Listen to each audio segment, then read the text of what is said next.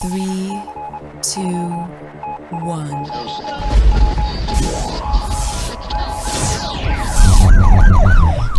We'd like to welcome you to another edition of GrokTALK, brought to you by New Hampshire's leading conservative blog site, GrokTALK.com. We are your feared, extremist, right-wing, hard-charging, gun-toting, opinionated, outspoken, rabble-rousing, letter-writing, radio microphone stomping conservatives and rational libertarians. So get ready for more news and opinion you could only get from GrokTALK.com. GrokTALk.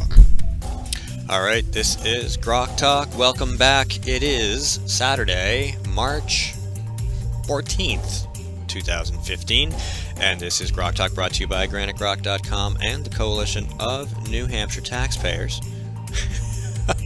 Thank you very much.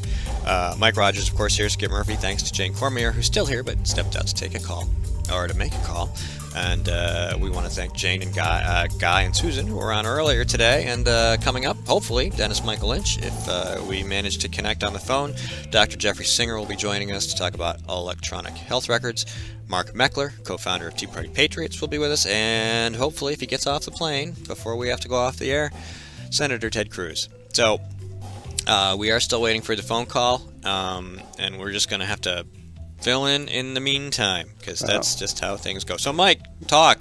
Well, okay. I know you have plenty to say. Yeah, I was working on my little post here about the hapless, hopeless Carter abroad of the NHGOP, that is to say Fungus Cullen, who still thinks he represents us and still thinks that the party faithful want moderates who will work with Democrats, even after 2010's election and 2014's election, where the voters stood up and screamed, "Stop the agenda! Stop Obama's agenda! Stop the spending!" And lo and behold, our folks get to Washington, and all but a brave few just buckle under and go along. And the folks like Cullen, who don't get it, say Ted Cruz is everything that's wrong with the NHGOP. With the GOP in Washington, because he says hell no and he obstructs stuff. Well, the founders designed government to be difficult. They wanted stuff to be obstructed. They wanted states' interests to be represented, which most senators don't do a very good job of. And Cruz is a breath of fresh air in D.C., and which is why we are looking forward to talking to him later, because he says hell no and he means it. He did at the Iowa Ag Summit a week or two ago. They asked him about the renewable fuel standard, and he says he doesn't like it. He opposes it, and he explained why. Which compare that with the others who go there and pander. Bush, even Walker, went there and said he saw no need to repeal those in the near future. It'd be too disruptive. Yeah, too disruptive to all the agri-business that's built their business model on getting government money. Well, yeah, and I think Cruz prefaced it or framed it very well. He said he wasn't just saying he thinks this is an intrusive federal government thing, and he also thinks that all the other regulations that the federal government has placed on the agricultural industry and farmers in general, they need to go too. And of course, everybody's like, yes. Yeah, we want to free you up to farm. We want to get rid of the subsidies, but we also want to get rid of the suffocating regulations. We want you to be free to do what you do best, which is to feed the country and the world. Well, we may have had some crossed wires or lost a confirmation because we haven't gotten our phone call. And this is why, ladies and gentlemen, for those of you who are potential guests or future guests on our program, we like to call you. That way we know our 10 o'clock is your 10 o'clock. So we don't know where Dennis Michael Lynch might be. He could be on the West Coast. He could be anywhere. And so it's entirely possible that we just aren't going to get that phone call. But we might still. In the meantime, excuse me. Oh, well, I've got a WTF moment of the day. So talk of the week. And just tagging in on what Mike was talking about with the regulations. As we all know, Seattle decided that a $15 minimum wage was supposed to be de rigueur, and that company owners would have to either love it or lump it, but they were stuck with it. Well, now the owners are starting to say, we don't love it, and we're not going to lump it either. Seattle eateries closing as $15 minimum wage approaches. The minimum wage law goes into effect, and I'm reading from Hot Air here, on April 1st, 2015. As that date approaches, restaurants across the city are making the financial decision to close shop.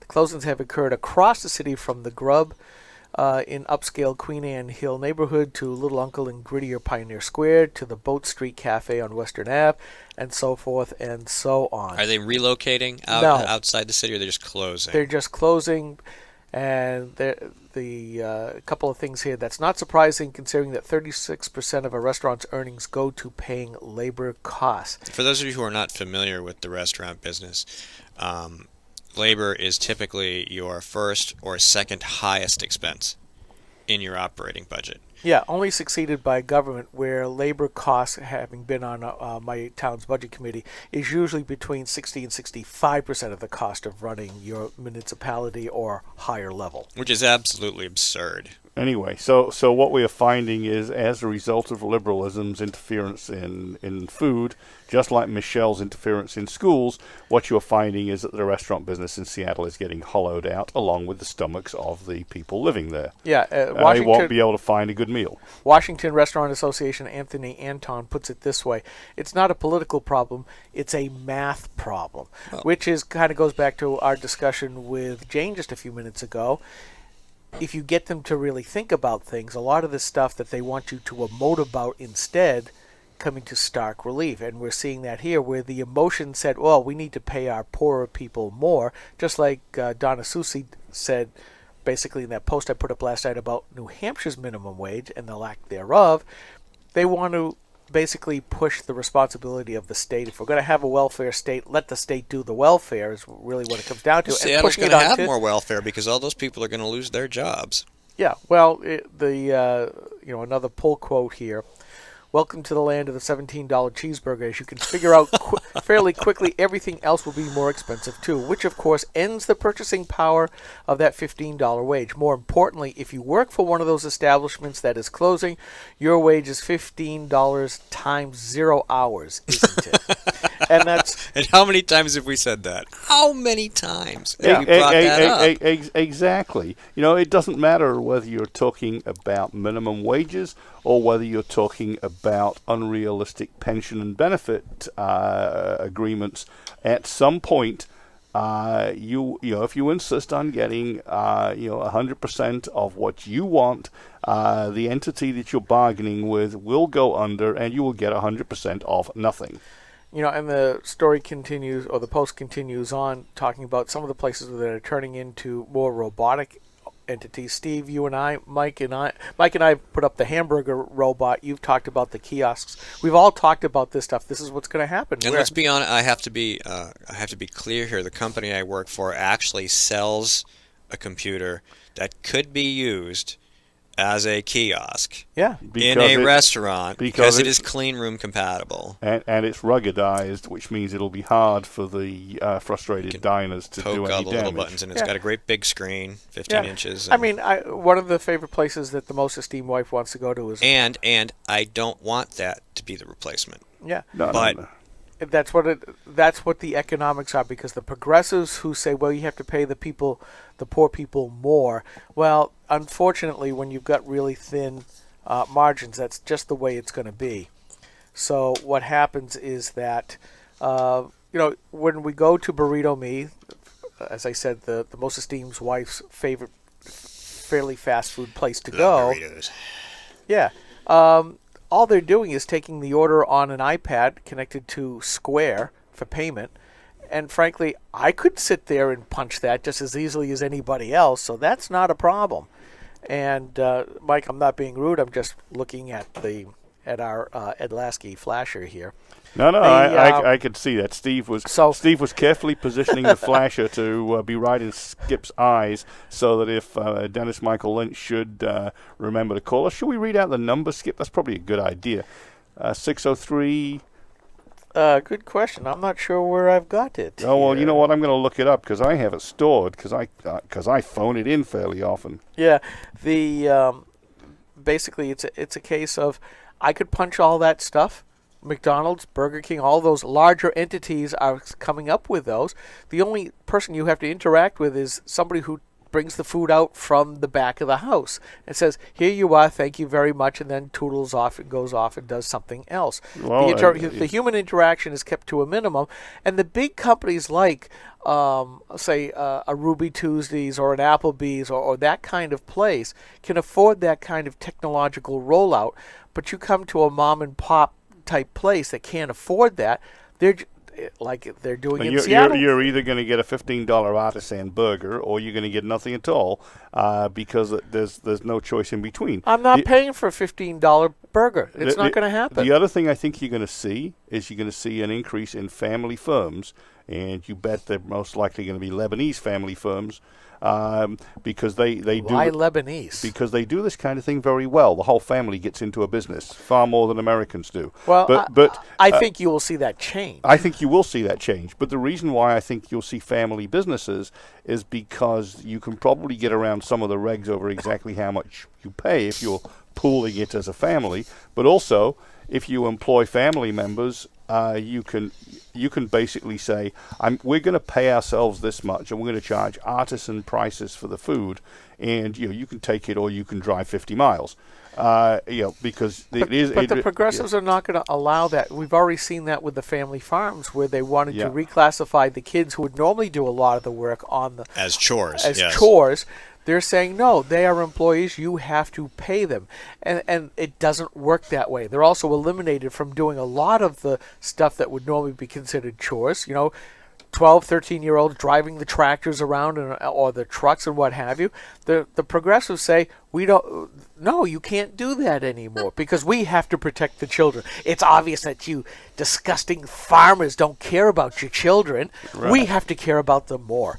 So you get that. They care enough about their children to want to preserve the farm as a business for the next generation instead of having it go under due to government regulations. Yeah, the no farms, no food bumper sticker toting, Prius driving leftists need to realize there's a connection. Well, they can't because nothing's connected to them, but that there is a connection between that child who was conceived and allowed to be born must be able to drive the tractor so that one day they can run the farm. Right. So, Steve, got an excellent squirrel for you. So I saw a Prius yesterday, and you said nothing's connected. Well, in a liberal mind, the dots do not connect, and here's proof. The license plate read, abbreviated, sun-powered. It was a Prius, a freaking Prius, which gets half of its power from squashed dinosaurs and the other half from coal-fired power stations. Which is compressed dinosaurs. One form or another. Yeah, well, the other one half is compressed plants. One's liquid and one's solid. Yeah, but maybe to get into the finer points. To get into the finer point, yeah. Things that were allowed to live. That's why I always chuckle when I drive past a Sinclair gas station in the Midwest whose dinosaur, whose emblem is a dinosaur. For those that have traveled, yes, because you're powered by squashed dinosaurs. It's tremendous. Dennis Michael Lynch, if you are listening, our line 1 number, the one with the Lasky flasher and Skip's face, is 603-715-9689. That was the number we gave him. See, once again, to reiterate. And for anybody else who wants to call in and interrupt our squirrel-like thinking processes, that's the number for you to call and get our attention. Well, they need line 2. Well, there is another number. That is 715-9690. Which I need to write down.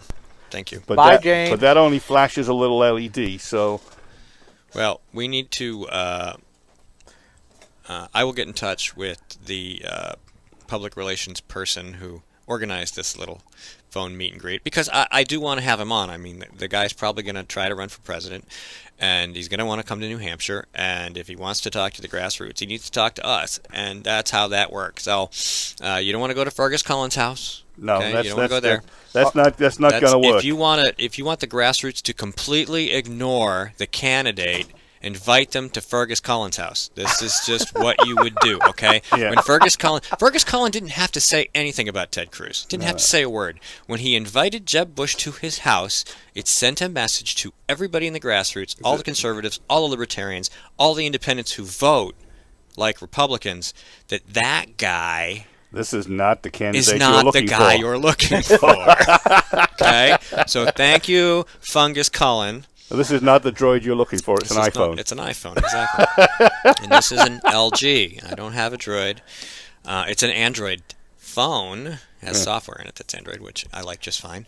But yeah, so that's not it. We're going to take, well, maybe we're not. I don't know if I'm queued up yet. I am queued up. We're going to take a quick break. We'll be right back. Stay tuned. Maybe our guest will call us. This is the Coalition of New Hampshire Taxpayers. We're located at 8 North Main in Concord, New Hampshire. This is a repository for all things conservative and municipal. So if you have a problem in your town, your school, your budget committee, the right to know law, and now at the top of our list is voter fraud. You have a tip for us, some information for us, you want to join or help us out, cnht.org.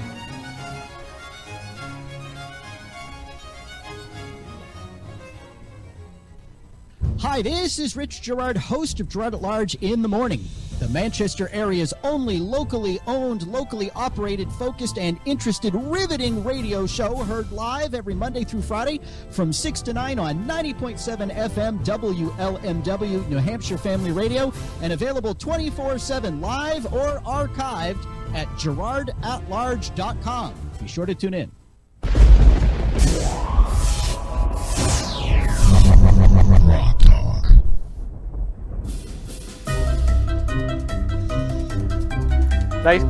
Nice music, and you're on camera. I am. Hi. Welcome to GrokTALK. Brought to you by GrokTALK.com with Coalition Hashtags, blah, blah, blah, blah. Please check us out on Facebook and Twitter, and follow us by all means, because we do put other things up there besides just the stuff we post that automatically goes to Facebook, GrokTALK.com. We were expecting Dennis Michael Lynch, but he's somewhere in the world, and we don't know where, and I don't have his number. So, hopefully Mr. Lynch will get in touch with us, and we'll reschedule that. Very happy to do that anytime. He's produced a number of documentaries on illegal immigration. We can talk about that real quickly. Let's see where They Come to America was the first one. Circa 2012, he did They Come to America 2. Again, he spends a lot of time talking about this issue.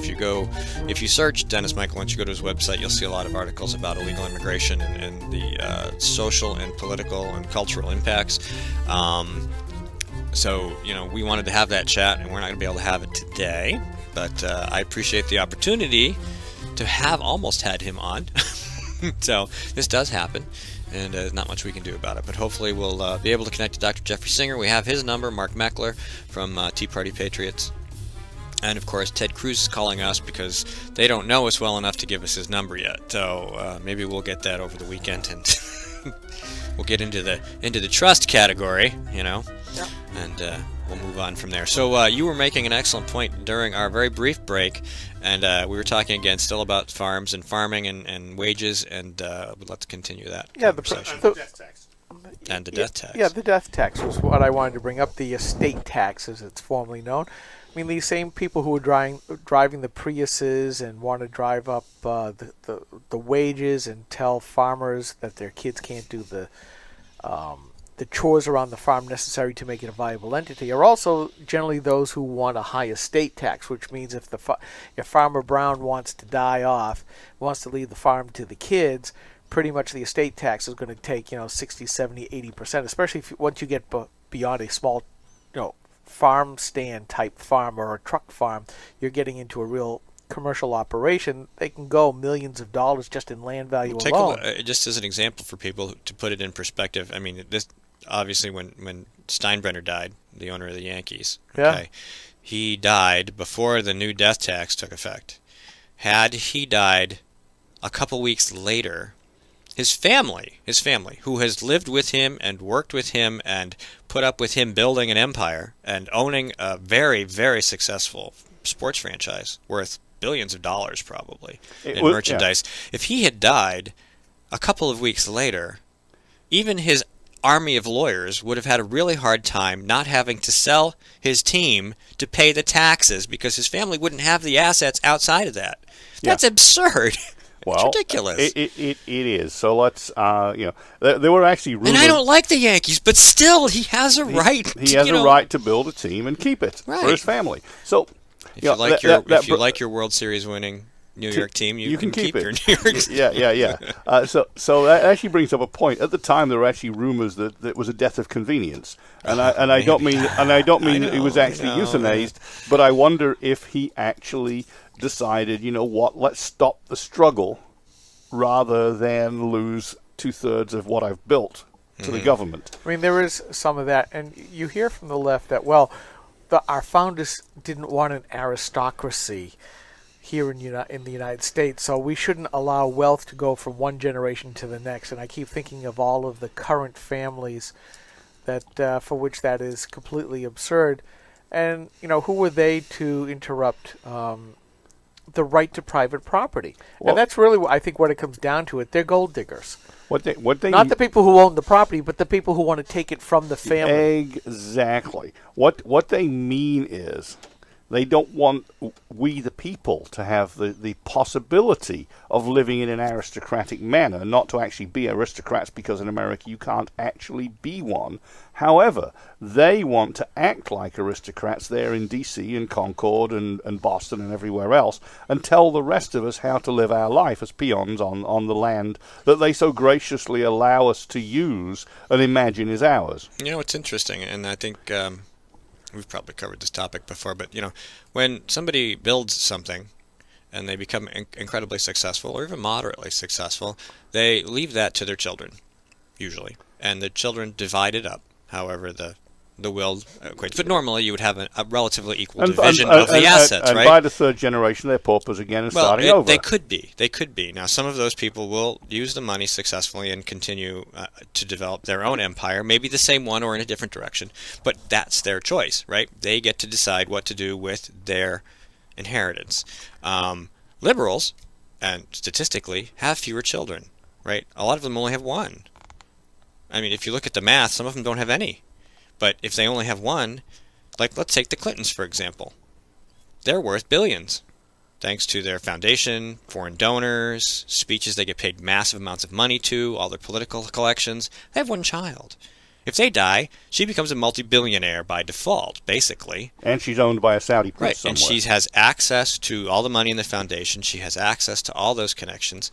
And she's not diluting that wealth into multiple paths where it can be used in various ways. It's just going to continue to be Clinton money all the way along. That's not very redistributive. I can't even say that. Redistributive. Redistributionist. That's good. Yes. And talking about liberals and disconnects. I mean, they want death taxes. Redistributive. So, That's what I was trying to say. And so I said to Skip, why don't we propose an exorbitant tax on abortions? Because that's a death tax. It is. Let's see how the liberals react to that one. 50% of all the money Planned Parenthood makes that day. Yeah, that's great. But the other disconnect, you talk about Prius driving liberals. They want electricity prices to necessarily skyrocket. So just they can't connect the dots to imagine that's going to make their economical half electric powered car more expensive to drive than a gasoline powered car. Yeah. I mean, we're seeing it here. That's because in reality they want everybody to take the train. Yeah. We're seeing the high electricity costs here. Now, when I get my bill from formerly PSNH, now Eversource, the first thing I look at is not how much I have to pay. I'm looking at what was my this year's electrical use compared to last year. Then I look at the cost of that. And then I finally look at the kilowatt hours. The most esteemed wife actually opened the bill up before I did this time, and she looked at that and she saw the graph. And she said, "Look how little we got," because we also got we got a nice little letter from the customer service centers thanking us for digging out the snow so that the meter reader could actually get to the meter. And she thought that she had opened that up first and then looked at the bar graph. She said, "We're using less money now." And I said, "Yeah, and we're paying more money. We're, less energy, more money." And it was 18 cents a kilowatt. Wow. Yeah. And that's the thing, because, you look at the nominal price, and depending on who you're signed up with, your nominal price runs from about 9 to about 13 cents Not per anymore. No, I said nominal price. The problem is, there's the nominal price, and then there's the price of transporting it to you, and all sorts of layers of costs, and the stranded costs, and all the other stuff. And you're right, your gross cost per kilowatt hour is 18 to 20, but your cost of the actual generated electricity is more like 10 to 12. Yeah, and here we are all over again. The progressives are about to yank that up higher, especially for the PSNH folks or the Eversource folks, because they have now successfully, with the help of Jeb Bradley, come to an agreement. Actually, it's more like giving in to your neighborhood tough guy. They're going to sell all their power plants now. And, the Liberals are very happy because now they will have to pay the spot price on the open market for their energy. We're finally deregulated. Well, PSNH customers right now are paying lower costs because they own the power plants. Let me explain to those who don't understand this what happens when you pay the spot prices. You've got 2 minutes. In California a few years ago, under Governor Gray Davis, who became known as Gray Out due to the rolling blackouts and brownouts, signed on to a deregulation bill that had been passed by the crony capitalists in the state legislature. And they were crony capitalists, and it wasn't full deregulation. And there were twists, turns, and hooks in this thing.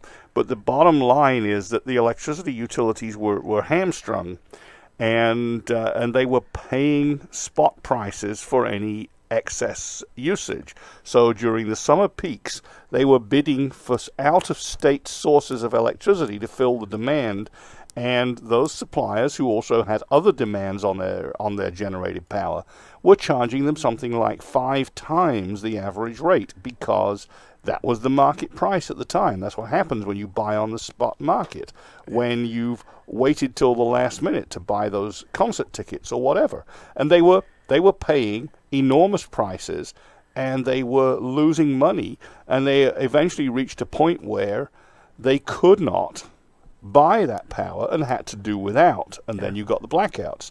And this is the kind of thing you're going to get here. You're either going to see temporary spikes to 50 cents a kilowatt hour, I'm not making this up, it's about the right proportion, or you're going to see rolling blackouts, because one or the other is going to happen. Either the electricity company is allowed to pass through to you that spot price that they have to pay when they didn't negotiate very well, or they're going to shut off the electricity because they can't pay and stay in business. 15 seconds. Comedic gold. Current thing in the political air is that Hillary, what happens to the Democrat bench? Who is the Democrat bench? And I just saw a list over at Red State. Do you know our own Senator Jeanne Shaheen, who might be considered as a presidential candidate from the backbench? You know what? She's actually a better politician than a lot of them. Isn't that a scary thought? Well, that is true. She is a better politician, no doubt. All right, this is GrokTALK. We will be right back with Dr. Jeffrey Singer to talk about Obamacare and stimulus-related electronic health records and how they aren't doing what we're promised and how they're actually bad for doctors and for medicine. We will be right back.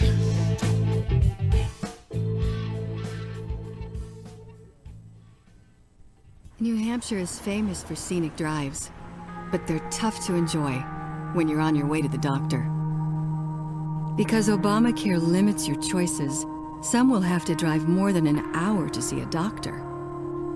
What's health insurance worth if care isn't there when you need it? Jeanne Shaheen voted for Obamacare, putting your doctors and hospitals further out of reach. Tell Senator Shaheen Obamacare is not working for New Hampshire. Jeanne Shaheen and her allies are making false claims about her record on veterans. The truth? Shaheen refused to meet with veterans pushing for reform. She wasn't on the committee that wrote the reform legislation and refused to co-sponsor important VA reforms in the VA Management Accountability Act until after the VA scandal broke. When our veterans needed her, Jeanne Shaheen was AWOL. Tell Jeanne Shaheen to stop distorting the truth and fix the VA.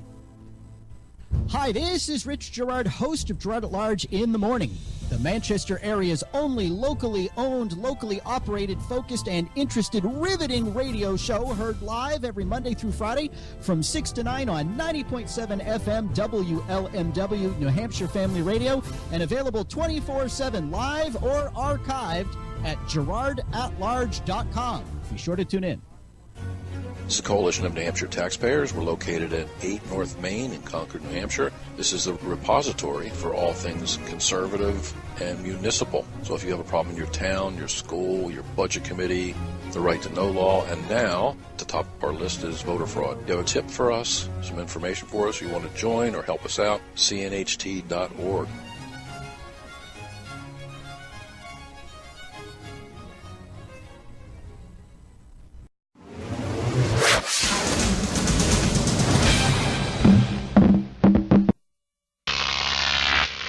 GrokTV.